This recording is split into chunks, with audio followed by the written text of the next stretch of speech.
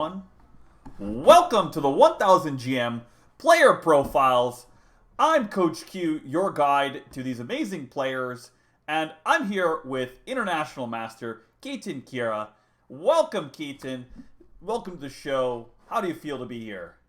Thank you. It's great to be here. I love talking about chess, and should be very interesting. Excellent, excellent. So, Keaton's going to play the upcoming tournament, the Hollywood Masters event, the Super Swiss. So, are you looking forward to the event at the end of the month? Absolutely. Yeah, really excited. I haven't played a lot of chess in the last few years since the pandemic. I just kind of recently started playing again, and it's been really rough going. But Oh no. but I love playing, and I'm really glad to get back to playing again. Definitely looking forward to playing at the end of October. Actually, I got to ask you that right away. I mean, I want to talk about the event, but so do you think not playing over the board has had a kind of detrimental effect on your game, you think? Yeah, it certainly hasn't been great, and also not studying hasn't helped, I'm sure. Right. Okay, that makes Yeah. sense. Are you putting in extra training for the upcoming tournament? Well, I don't know that I'd necessarily say extra, but I have kind of started training again, so that's definitely a lot more than I've been doing the last few years. And yeah, just so long as it's fun and I'm enjoying it and embracing the challenge. And yeah, I think I'll have a few wrinkles ready for this tournament.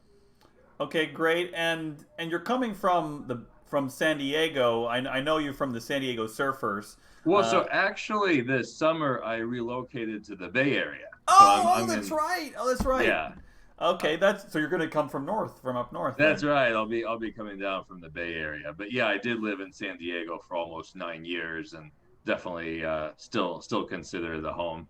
Okay, but why do you want to travel to LA to play this event? Well, I'll actually be in LA anyway. Okay, Yeah, for a different event and visiting some friends and stuff like that. And I really like splitting time between SoCal and NorCal. I think they right. both offer wonderful things, and I love experiencing the best of both worlds. So I think one thing that's really great about my location is it gives me a good opportunity to be able to make those trips. Excellent. And have you played any other 1000 GM events? Well, I did. I played the round robin GM event, and I managed to score 1 out of 9. So Oh man. Okay, that's why you said it was rough. that's So right. so beyond your actual play, what how did you find the conditions? Was it Wonderful. I, okay? I I thought it was an excellent tournament. Yeah, I thought a lot of effort went into running it well and really putting on a good professional event, and it was a great field of players. My only complaint is that they were a little too strong. Um, Right. but yeah, it really was an excellent event. Are you taking what you learned from those games to this event? Yeah, I'll try to. Yeah, Yeah, I and mean, of course, I never want to miss an opportunity to use a lesson, in my favor. right. And is it important to you to have low cost events or free events for IMs like yourself? Yeah, I mean, I think it's great. I've never played. I know that a lot of like norm round robins now are charging like 800 minimum, sometimes Right. closer to 1,000.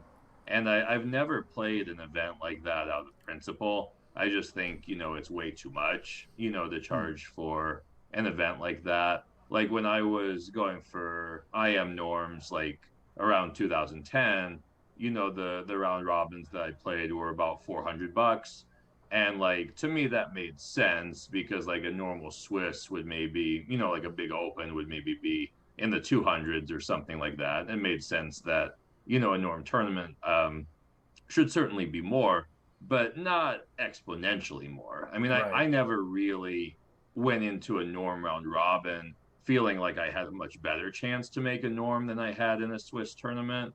Because I mean, if I'm doing well in a Swiss tournament, I'm gonna have a chance at a norm. And Yeah. obviously, the same in the round robin tournament, I'm going to have to be doing really well to have a chance at a norm. So I never saw a big difference. I mean, of course, there were a couple of GM norms that I was denied where I had the performance, but I didn't make it for some kind of arbitrary reason. And I guess that's an issue that you can run into at a Swiss tournament. Right. But all in all, I just really don't feel like it's worth, 4 times as much just to have a round robin event. Right. I appreciate that. And do you think in general for like young up and coming players, is there any sort of systemic discrimination financially for players that don't have enough money or you know Well, I think anyone has a chance to make it. It's just that, yeah, I mean, they're probably not going to be able to afford those tournaments with the $800 entry fee. mm, But, if they can afford to play, major events like the CCA, Chicago Open, World Open, events like that, I think, if they have the strength, they can certainly make their norms there. right. So. Okay, that's great. Okay, so let's move on from the event that's coming up. I mean, maybe we'll talk about a little about your training later, but I really want to hear about what got you into chess. When did you start playing? And Well, um, my dad tried to teach me when I was 4 because I liked other games. I liked checkers and Connect Four and stuff like that. So my dad said, "Oh, I should teach this kid chess." But at 4, I just really didn't pick it up. But he tried again when I was 7, and at 7 I picked it up and I loved it. So oh, that's that interesting. that was how I got started. I haven't heard many players say that they didn't like take the first time. Um, Yeah, at 4 it was just pretty well beyond me, I think. Yeah. That's funny. And then at 7, why do you think you gravitated toward it?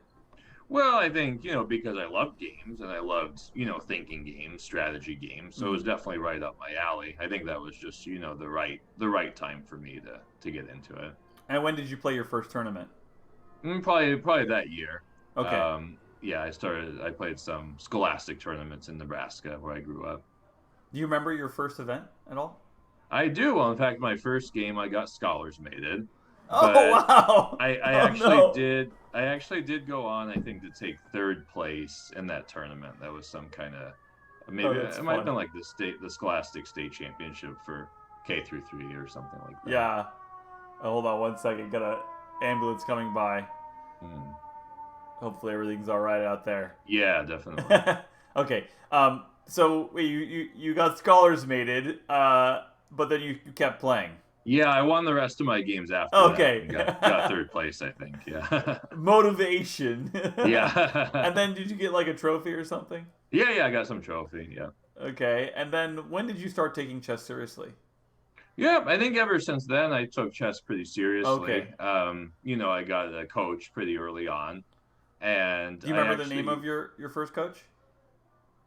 so yeah, my first coach, who had a lot of significance throughout my career was his name's Tom O'Connor, Dr. Tom O'Connor. Okay. My first coach, his name was Kevin Fleming. He was a local chess expert, and he was great, but I just didn't work with him for very long. Okay. So, but Tom O'Connor, like to this day, 20, 25 years later, we're still very good friends. Oh, that's great.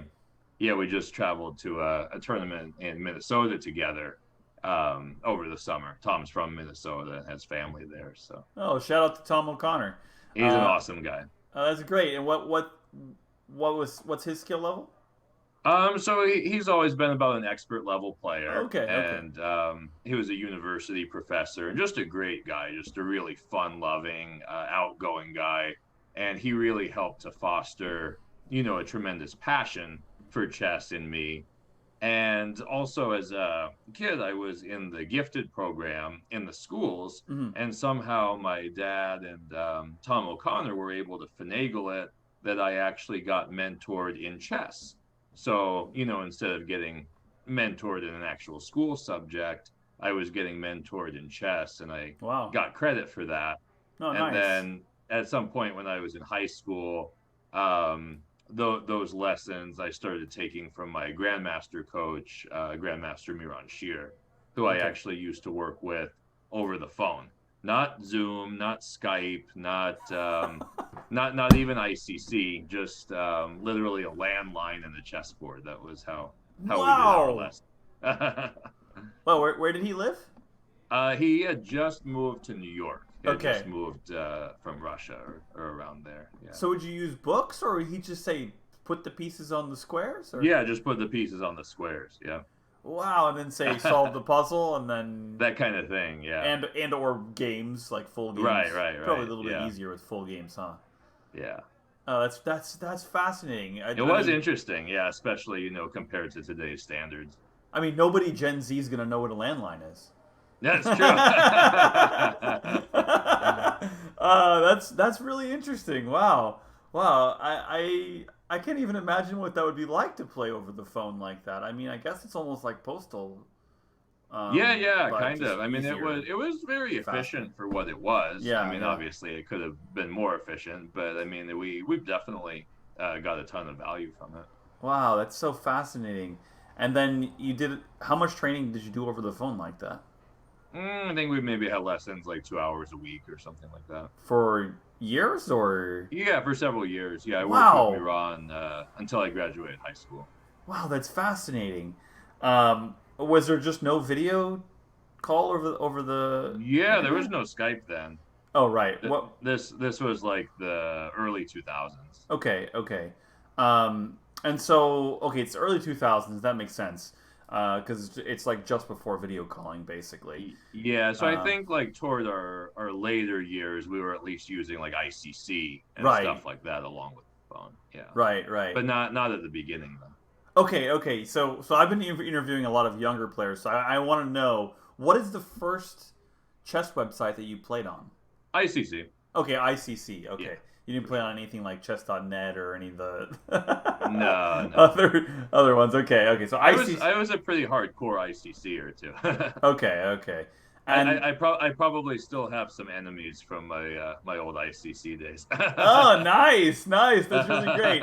So anybody that doesn't know about ICC, obviously they're still around, the Internet Chess Club. But around that time, the Internet Chess Club was like the place Oh yeah, to play, and yeah, like absolutely. grandmasters were playing on it. I mean, everybody was. It's like chess.com now, Yeah, basically. everybody was there. Yeah, everybody was there. And it was the first time that chess had ever been played over the internet like that. Right. I mean, other than the small random sites like Yahoo or whatever. But that's really interesting. Do you think that did ICC or in playing online attribute contribute to your growth at all? Oh, tremendously, tremendously. Yeah, because I played a lot, and Right. and also because I was a relatively good blitz player. Hmm. That was my opportunity to play a lot of titled players and get that experience. Even if it was blitz games, Yeah. I was playing a lot of IMs and GMs, and yeah, that experience was incredibly valuable for sure. Yeah. What was your rating in Blitz at that time?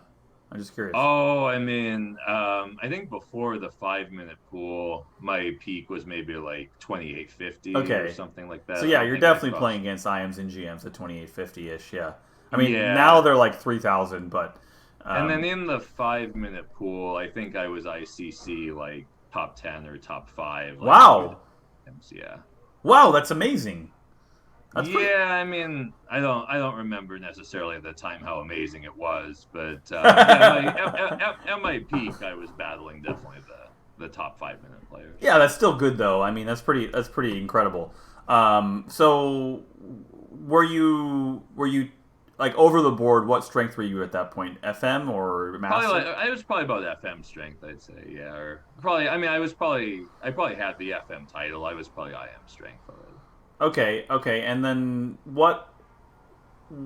So can you just give me some bullet marks of when you became NM FM? Sure. So at 14, I made expert Okay, 2000. okay, I made master at 16. Made 2200 at 16. FM maybe like 19. okay. Um, yeah, probably about 19. And I made IM, I think at 24, 24, 25, something like that. Okay, okay. And And well, obviously there's a gap from 19 to 24, 25. Were you in college at that time or? Yeah. I made IM after college. Okay, And there was that's definitely a interesting. gap when I had the norms, but I didn't have the rating. Oh, interesting. I didn't have the FIDE rating. Right. So, yeah, actually, my first norm was a GM norm. That was in 2008. Wow. And then I made an IM norm in 2011. And I think at that point I had the norms for IM because the GM norm counted as two norms. Oh, Um, that's but right. That's right. but my rating wasn't high enough. Right. So where do you think? Was there any point that you plateaued that you had particular trouble getting past? Yeah, I mean, probably a lot of different places. Mm-hmm. Um, yeah, I mean, probably for some time like at expert and then some time at master. And yeah, I mean, probably like a little longer plateaus than most people had today because chess was just different and, Right. the chess culture was different and there weren't, quite as many tournaments or quite as much like access to high level chess and high level players and stuff like that. So I probably spent, a little bit longer at various plateaus than like would be common today. Yeah. Can you compare the amount of information now compared to say when you were a Oh, teenager? not, I mean, that's just not even comparable. I mean, probably one way that I can put it in perspective is like when I was in my teenage years, a master level player, and like I was playing like all the big open tournaments in the US. At that time, the difference between like GMs and masters was night and day. Mm. Like GMs just had this insider's knowledge that masters didn't have. They were so much stronger in the opening. I Wow. mean, and anyone under 2300 GMs would just bust in the opening, game after game, Wow. because they just had all this opening knowledge and these opening secrets that master level players didn't have. So GMs would always get good openings. And then, they would just kind of lean on and grind, lower rated players from there. So GMs really could do whatever they wanted. A lot of the GMs who played the US tournaments were drunk during the games. Wojtkiewicz was really legendary. Like he used to play all the big opens, and that guy's blood alcohol level. I think it was usually so high. I think that one time he just went outside during a game to like smoke or something, and he got picked up by detox, and he had to spend the night in jail just because like he was outside so drunk. And this was during one of his games. Wow. This is a completely different time. I mean, Yeah, just completely different. wow. So it's like yeah, back then GMs could really just do whatever they wanted. They I could see. mess around and they would be lower rated players because they were just so much stronger. Where But where these mm, where was this where was this opening knowledge coming from? Was it coming from Soviet like old Soviet Probably theory or yeah, old school Soviet theory. Also just insiders cliques. They all just knew each other. yeah. And they worked Yeah. together and trained together and stuff like that. So they kind of had their own club that other people weren't in. But yeah, these days it's just completely equal opportunity. Right. All the information is out there. It's just really about who's going to go get it. Yeah. And so yeah, I mean, anyone can give a GM a good game today. 2000 can give a GM a close game today Yeah. Yeah, and I because have. the skill set is there. Yeah, I've given a GM a good game in Yeah, 2000. nice. But yeah, that is a really I really appreciate that point that like the sheer amount of information, especially in the opening, has changed the game significantly. I mean, I think Bobby Fischer was actually railing against that for quite a while. I mean, Oh, right. Yeah, the Soviet collusion and yeah, yeah, the yeah. old boys club and stuff like that. Yeah, but even just general that what openings do to the game, they push the actual play, the Sure. the using your own brain to find the right moves to Well, hence calculate. Fisher random chess, right? Right, right. That's why he wanted that. So that is very interesting. and but it's interesting hearing it from you, like a teenager at the time, seeing that. Right. Oh Um, yeah, I would completely was immersed in that. Yeah. yeah, that's fascinating, and that's probably why you really enjoyed the phone I sessions. did, and to a certain extent, I maybe enjoyed chess more Uh huh. then because I mean, I'm not saying that it's better or worse today. It's just different today, Right. Right. and different skill sets are required. And I think, my skill set and my approach to chess is more built, for a little bit different time, Right. as opposed to the one today. It's not like I really think that I couldn't, do the necessary stuff today to keep up. It's just almost it's hard for me to see why I would want to. It just doesn't excite me, honestly. Yeah, I mean, I understand that. It's. I mean, it's quite a grind to actually get Yeah, your skills yeah, to where they need to be. yeah. I mean, how many hours do you think, you know, uh, an up and coming student should work? Like, you're a I think a coach. lot of them probably do work 5 to 8 hours a day. Yeah, yeah, 5 to The 8 hours. really strong ones. I mean, that's just incredible. Yeah. Or you mean you were playing mostly? But I mean, you probably were playing that amount of time too, though, right? On Yeah, I ICC. was definitely playing a good bit. Yeah, Yeah. but not that much though. Okay. Okay. How much do you recommend that your students study? It really varies. It depends on the student. Like, I always feel like the most important thing is that they should enjoy it, Yeah. and they should find it rewarding. So I think really they should play and study to that extent, and maybe a little bit past that, but definitely that it doesn't, help them if they get burned out, or if they lose interest. I want to zoom on that a little bit past that. I know why you're saying that, but can you elucidate on that? Why they want to push themselves that little extra bit? Well, because I think growth happens at the edge of the comfort zone. Yeah. So I think, wherever that comfort zone is, it can be good sometimes to challenge it and push it a little bit. But, you have to have, find the balance with that because obviously you don't want to do it too much. So, Yeah. You don't want to burn out. yeah, But I mean, even in a game too, though, you kind of have to push yourself that little extra bit absolutely. to Yeah. And stay I think that's a focused. good quality to have. I mean, just for life. So, Right. Right. um, so I mean, since we were on the topic of the changes in the chess world, I mean, I had a mini Facebook exchange with you earlier today, right. about the cheating, and I actually haven't discussed with anybody on this show because, well, I want to hear about people's lives, not Oh, the sure. current Yeah. event and gossip. But it is an interesting subject that I think you're qualified to talk about as a professional and a coach, and and just generally as a person that's been in chess for a long time, and how it's changing. How do you think cheating is changing the game, and especially with technology? First, I guess we'll start with that. Yeah, and I do think that I was onto this before most people were. Mm-hmm. I was saying a lot of stuff about this Mm-hmm. 5 to 10 years ago. Right. And yeah, my prognosis for the future at that time, it wasn't good.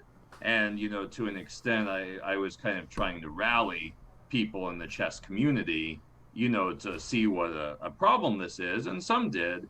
But even to this day, I think there are a lot of people that are very naive when it comes to cheating. And I think especially younger people, and it almost comes down to, I think, what we were just talking about, which is kind of, the old school approach to chess that I had or other, people my age or older had that kids today don't have. And the thing is, kids grow up using the computer like all the time. So Right. I think to an extent, it's harder sometimes for them to tell the difference between moves someone would play on their own and moves they're getting from the computer. But I'll give you a good example. So, of course, you remember that I was the manager of the San Diego Surfers Yeah. in the Pro Chess League, Right. and I won't drop names, but there was a pretty well-known cheater who played in that league, and he went through an entire U.S. Chess League season cheating every game. That was 10 games. I was on to him after game 2 of that season. I already thought something was very suspicious. But he went through that entire season without being caught cheating and then continued to cheat well into the Pro Chess League. Wow. He played against our team and he beat 2 very strong players on our team, and they still didn't think he was cheating. After the 10-0 in the U.S. Chess League, his results in the Pro Chess League, and beating them, they still didn't think he was a cheater. And then finally he got caught, and that was, really good. But yeah, yeah, I mean, some people just, they don't have a nose for it. I don't know what else to say. Yeah. Do you think that part of it is that the federations haven't taken it seriously? FIDE hasn't taken it seriously, or U.S. Chess hasn't taken it seriously. I mean, you don't you can say as much as you want to. I don't want you to damage any relationships or anything like that. But that's not a concern. I mean, honestly, I really don't know much about like FIDE and the U.S. Chess and what their measures are and what they've done. It's a very difficult problem to combat because I still don't think we really know how people are cheating. Yeah. At least the more sophisticated cheaters. Mm-hmm. So, the drama that's going on right now and the, debate over whether or not there's cheating going on, obviously I don't know any better than anyone else if there's cheating going on, but what I can say is if there is, it's a very sophisticated method. Right. It's not something primitive. It's not having a device, on your person. It's not something like that. So yeah, that's how the class players cheat. They go to the bathroom with that's very their basic. phone. Yeah, very primitive, and that's been going on for some time, for a while. Yeah, but yeah, I mean, it's definitely possible today if someone has a mind to cheat, to develop some kind of sophisticated scheme, and many people have done that. Many people have done that, and usually the only way that people get caught is through their moves. Right. Almost no one gets caught through their actions.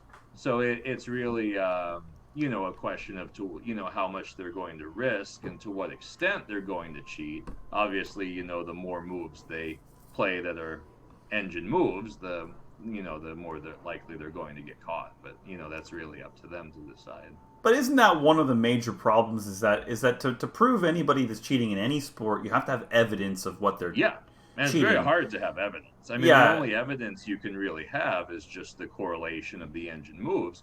But then there's always a non-zero chance that, even if it's incredibly unlikely, it is theoretically possible that someone could play a game where every move is an engine move and, they just play that game on their own. I mean, right. It's almost impossible, but it's not technically impossible. It seems almost impossible game after game after game, but you also don't want. I mean, I think there's a fine line here that I'm uneasy about just using statistical analysis to say somebody's cheating. Sure. Especially since statistical analysis can be bent different directions depending upon the user of the data, right? So and that might even be happening right now with the statistical analysis. Right. Yeah, I've seen some analysis online where it's coming from like one source, and you don't know especially the analysis using chess base check the move. It's like you don't know where check the move, how check the move is running the data. Like you don't. Yeah. I mean, correlating with other past players seems to be, indicating a certain player is cheating, but you never know, right? Like it's very hard to know. Yeah. So is that a bleak outlook for the future for chess, or? I would say so. Yeah. I hope that there's a solution that can be come up with. I mean, you can't use RF jammers. I found out that they're illegal. So. Yeah. Well, and it really. It really depends upon the person's method too. Right. If someone really is motivated to cheat, and then the thing is, so much of chess is online now. And online is much harder to stop cheating than in person. Yeah. So yeah, I have to say I think it is kind of a bleak outlook for chess. I mean, I think basically, the way the problem kind of takes care of itself is, it's kind of an old boys club. Everybody knows everybody. And it's like, once someone gets a reputation as a cheater, they're a pariah. I mean, Yeah. no one wants anything to do with them. Organizers don't invite them, the other players shun them. Usually caught cheaters end up, dropping out of chess.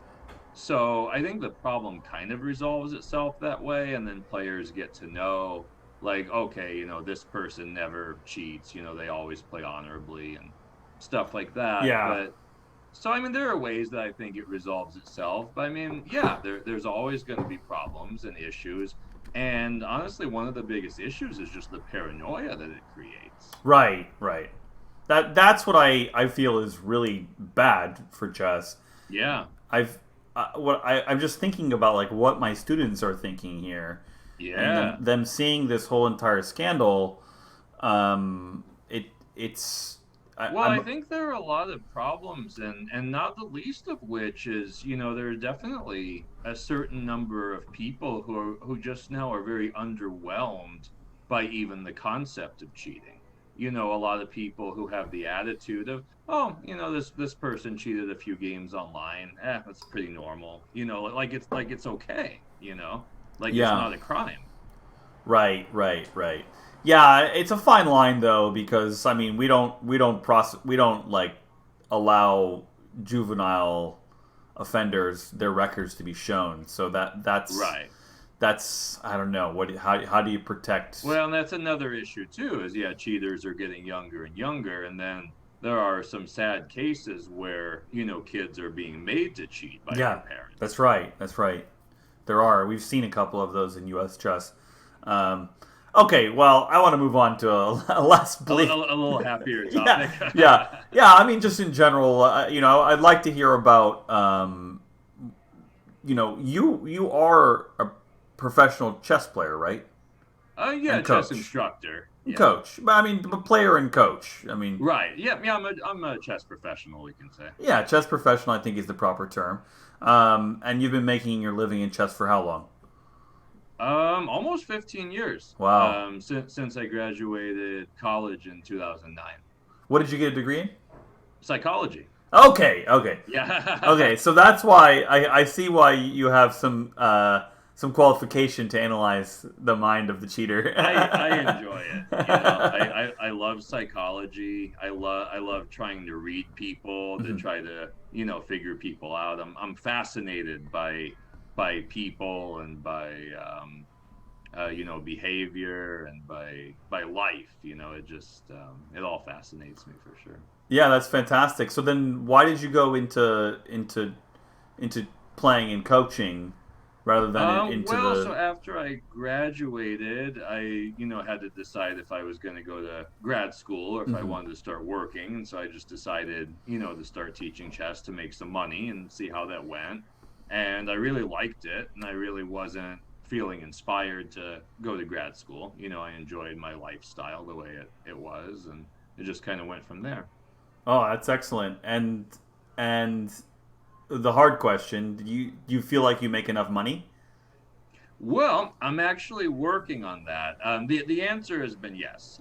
Great, For this amount of time, I've made enough to support myself and to live very well. To great. have a lot of wonderful life experiences, a lot of travel. I mean, the thing is, for a lot of that time, one of my greatest passions has been playing chess, Yeah. but that is not lucrative. That's not something that's made me a lot of money. So a lot of times it's kind of been a matter of making enough money through chess instruction, Yeah. and then spending a lot of it on playing tournaments and having those experiences.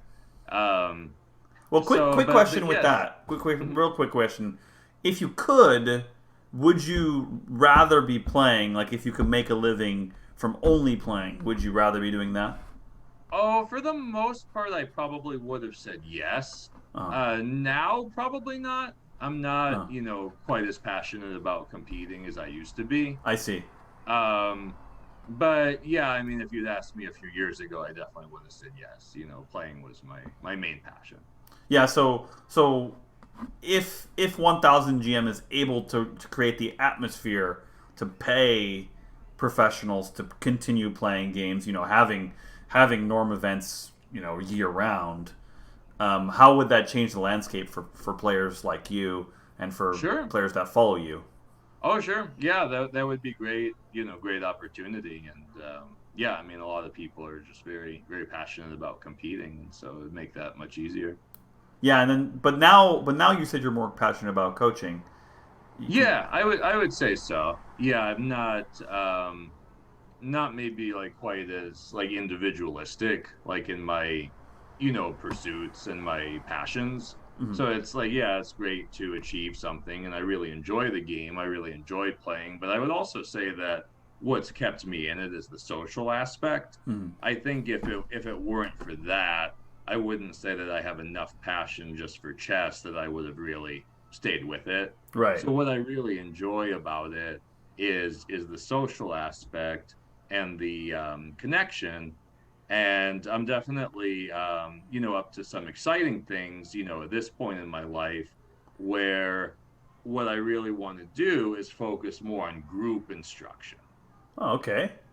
and also on creating and fostering a community that really connects chess players and Excellent. really brings chess players together. That was one of my greatest passions when I managed the San Diego Surfers. That was a blast, and I loved that team and I loved those players. It was an amazing group of players. And, they were, great friends of mine, great friends of each other. We had so much fun. We really enjoyed the experience and it really brought people together. Yeah. And that's really what I'm about is bringing chess players together, fostering community, especially where we can be there for each other, because I really just feel like that's so much more important now than ever. There are a lot of tough times and crazy times in the world, and we're all going through our stuff, and to be able to come together and value that kind of friendship and camaraderie and to support each other, I just think is so important. And, I really want to do, everything I can to try to help that to happen. That's excellent. How are you going about achieving that? So, I have ideas for a model I want to create as far as group instruction goes, and I really want the theme to be about connection and about using chess to accomplish bigger things in life, like finding self-esteem and empowerment and community and friendship and stuff like that. And then also about using it to bring people together.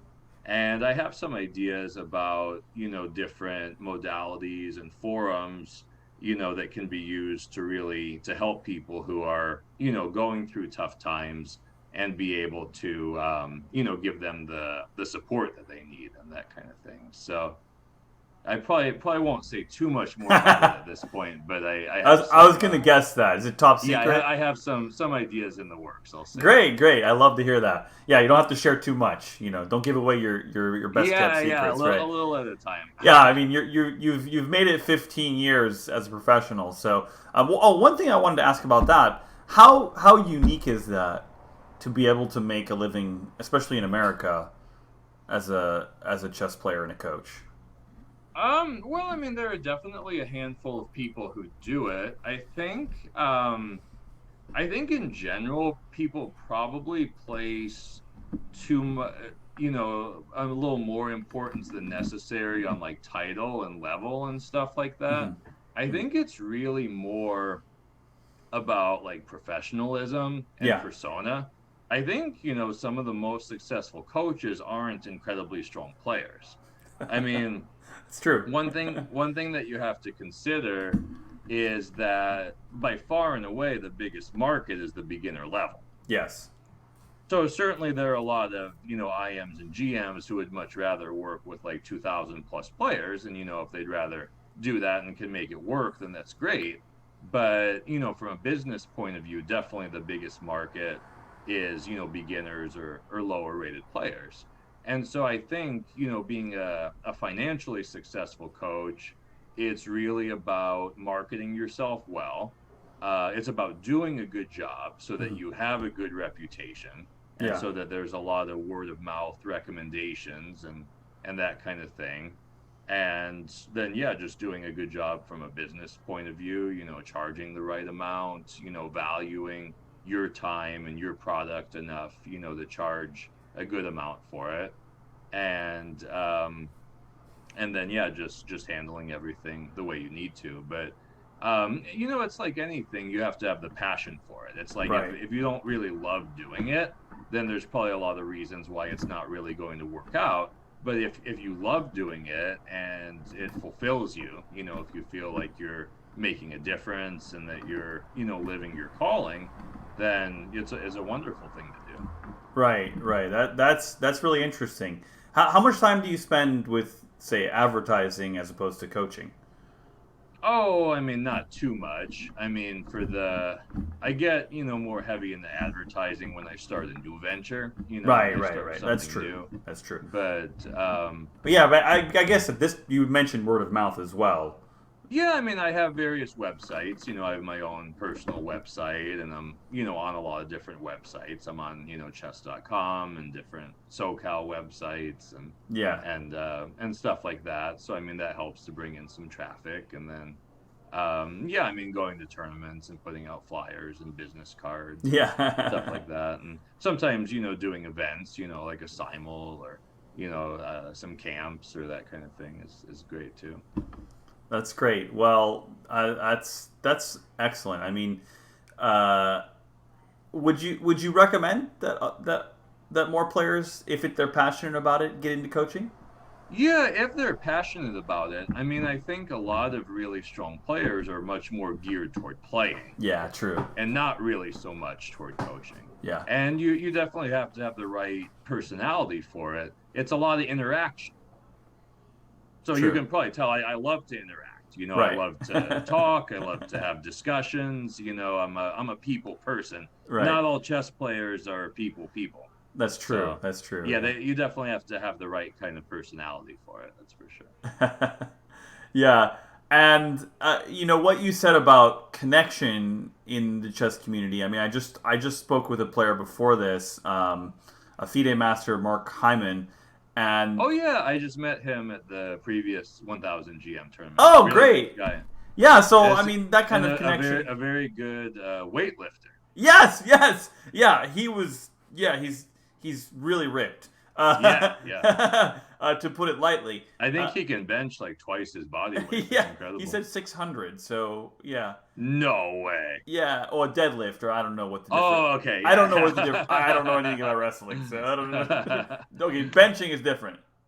Yeah, I think Okay. he said he could bench like three something, which was like about twice his body weight. Okay. So that's Yeah, amazing. he Yeah. mentioned how like chess, like the community in chess is what really drove him. He loved playing chess, but like it really wanted to be connected to the other players 100%. around Yeah. him. Um, And there and, are some really incredible people in chess, and that's been such a blessing. oh, that's great. That's great. And let's see. I'm not sure. You were going somewhere before I interrupted. I'm sorry, I lost my train of thought on that. But let's shift gears maybe, and talk about some of your non-chess interests. Sure, sounds great. Do you have any hobbies outside of chess? I certainly do. Yeah, I was never really the one-dimensional type. Um, okay, so my greatest passion is spirituality and meditation, Okay. philosophy, that kind of thing. I've really been on that kind of path for almost 15 years, since the time I finished college. And Okay. yeah, I mean that's just my passion. So I love self-exploration. I love, the various wisdom traditions, of the world, contemplating life and, philosophy and that kind of thing. And, I love doing that, with other people and with the goal of, helping other people and enriching their lives, because that's really what I find the most fulfilling. Is there a Um, specific tradition that you belong to, or not really. My big thing is, to kind of get it from everywhere and to integrate it. So, I have so much respect for so many traditions. Definitely Eastern philosophy okay? resonates a lot with me. I went to India when I was 24 and I meditated there and took a meditation class there and that kind of thing. So definitely, the Indian style of spirituality I really love. But, I also really love a lot of the stuff that comes from China and especially Japan. I'm part of an organization called Shumei, which is just a beautiful Japanese organization with the most incredible people. And they're all about natural agriculture. So, Okay. growing and eating healthy food, appreciation for art and beauty, and spiritual healing through a practice called Jore, which is something that I practice. And it's kind of similar to Reiki, which is a bit more mainstream. I would guess Right. you're probably familiar Yeah, with I'd heard Reiki. of that. Yeah, Yeah. I've never heard of Shumei. Is that what you said? Yeah, well, Shumei is the organization. Oh, Jore Jore. is the practice, but it's the same Rei. The Reiki and the Jore, it's the same Rei, and it's very similar. It refers to sacred spiritual energy and using that to heal and to uplift and that kind of thing. So and I'm a Reiki practitioner as well. So I just really I love all that stuff, and I really feel like, my mission in the world is to, spread that love and to spread that positive energy. And especially to do that in the chess world and the chess community, I really kind of consider myself a bridge in that regard. Okay. Kind of bringing worlds together. So Okay. That is very interesting. So how do you bridge in that manner? I think just by being true to myself Mm. and living my best life, and then just not, I think, a lot like in chess, not forcing anything when it's not there, but just kind of allowing everything to happen and to unfold naturally. And I think in the right time, in the right way, the right people find me when what I have to offer can be helpful for someone else. I think our experiences bring us together, and then that can be something that's helpful, on their path. So I think just by, living my life, Hmm. and doing my thing, and then when I have, an opportunity, to work alongside someone else, then to be prepared for that. Um, but yeah, I mean, I love being, a part of the chess community, and also being a part of these spiritual communities and traditions, um and just kind of, being a middle grounder in that space. Yeah, it's really fascinating how diverse the chess community is. I appreciate Yeah. that you're sharing this with us. Um, are there any books that you recommend people reading on spirituality? Oh, great question. Um, I mean, yeah, I'm an avid reader, of spiritual books, but Mm. it really kind of depends where someone is on their journey and Yeah. what's going to resonate with them. When I was first starting to get into spirituality, I really enjoyed Deepak Chopra's books. Okay. I think Deepak Chopra is a really good gateway for Westerners, and especially for chess players, because he's a doctor. He really understands Western philosophy. He's in the intellectual world, so I think he really knows how to convey spiritual principle to that group. And so he was definitely a gateway for me, and I think probably would be for a lot of other chess players too. Um, Autobiography of a Yogi is one of my all-time favorite books. My I mother gave me that once. Yeah. Have you read it? No, I haven't read it. I haven't read it. I haven't actually read it yet, but Ah, I need to okay. read This it. might be a sign. I know, right? Yeah, she's a yogi, so Oh, is that your mom? yeah, my mother, yeah, Oh, that's awesome. yeah, she's Really a cool. yogi, yeah. Oh, I wonderful. don't know what tradition she belongs to, but it sounds very similar as a spiritual kind of. She kind Yeah, of likes to pull from different traditions. very Um, cool. yeah, that's Yeah, very and I think interesting. everyone can really find something that resonates with them because it's all out there, Yeah, yeah. All the stuff is out there now. I like the Bhagavad Gita a lot. I have read that some. Okay, Obviously, cool. I can't. It's big, but Yeah, yeah. that's very interesting. Um, were was there anything in your life that or at least maybe in were you into spirituality before I think I was you finished always college? interested in it to a certain extent, but definitely the gateway for me was after I graduated college. For the first time in my life, my life was really unscripted, Yeah, and I really didn't know who I was or what I wanted to do or what I wanted to be. It was kind of that soul searching phase where I was asking the deep questions and really trying to discover myself and yeah, discover life. And I went into somewhat of a depression, and I experienced definitely some depression and some anxiety, and I really wanted to pull out of that and to feel better. And I kind of stumbled into discovering meditation and spirituality. And when I started reading that philosophy and practicing the stuff I was learning, it just shattered that. Like I really learned just how to be at peace within myself, oh, that's great. how to experience a deeper happiness than I'd ever experienced before. Huh. So from that point, I was hooked. Wow, that's really fascinating. And have you taken any of those practices to the chessboard? Yeah, definitely. I mean, yeah, I definitely, focus on my breathing and grounding and stuff like that, playing chess. And I try to, yeah, I've definitely used different practices to try to, stay in the moment Yeah, and that kind of thing. I think what's interesting and why, I haven't really even though I had those practices to help me and those abilities, why I haven't really ever taken off in chess. I never made GM. I think it's because it was never my mission to. right. I think for some people that's their mission is to Yeah, really be a great chess player.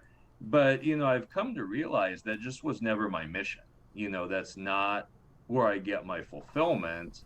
And my mission is really to be able more to connect with more chess players, and maybe not be seen as like the king of the game or something like yeah, that, but yeah. to be a man of the people, and to really be able to connect, and to be more of a coach and a facilitator and that kind of thing. Um, so yeah, maybe the spiritual practices, they didn't help me to achieve my goal of making GM, but they achieved me to realize a higher purpose through chess. That's very interesting.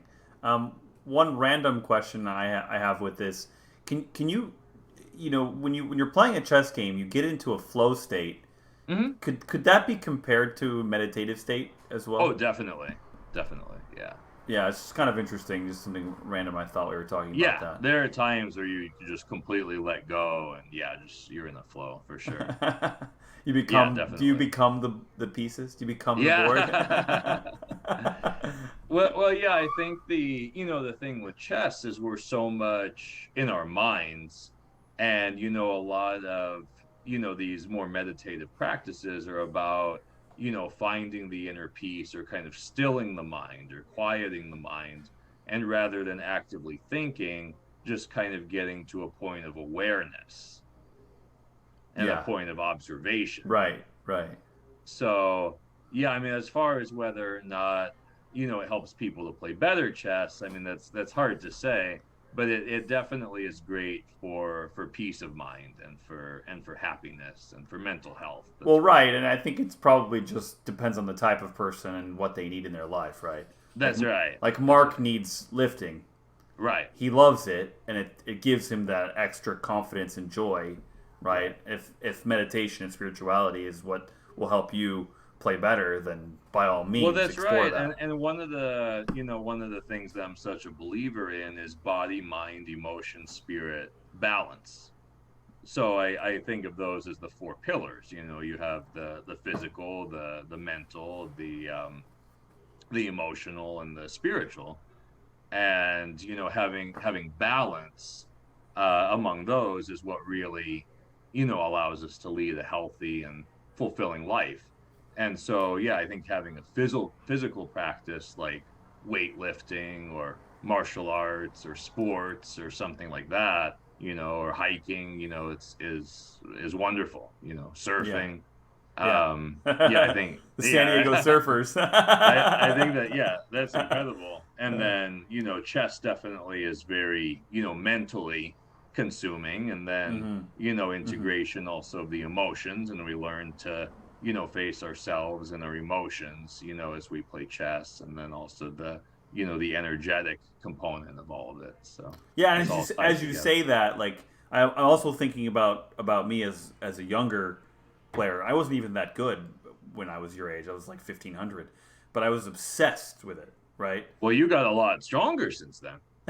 Well, yeah, yeah. Well, yeah. I mean, that helps when you work with Ankit Gupta and he knows all the chess players. Oh, yeah, there you go. Yeah, I mean, also like playing with players like Kostya and I mean the scene in LA has been great. I mean, That's true. Yeah. it's definitely like waned.